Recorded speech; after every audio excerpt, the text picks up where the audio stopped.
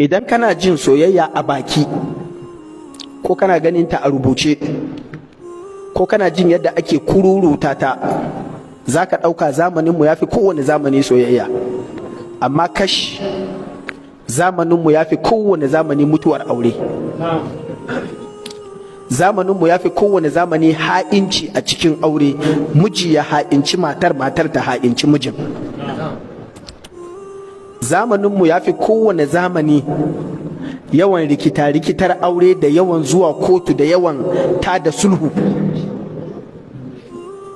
Sannan zamaninmu ya fi kowane zamani violence a cikin aure.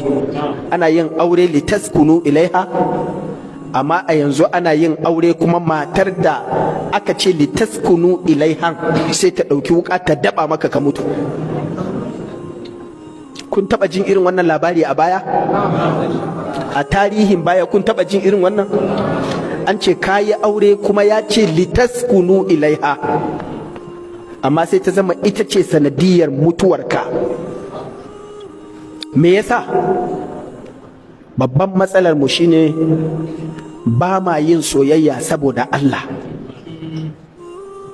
Duk wanda ya gina soyayyarsa ba saboda Allah ba, to akwai tsoron wannan soyayya ba za ta ɗore ba.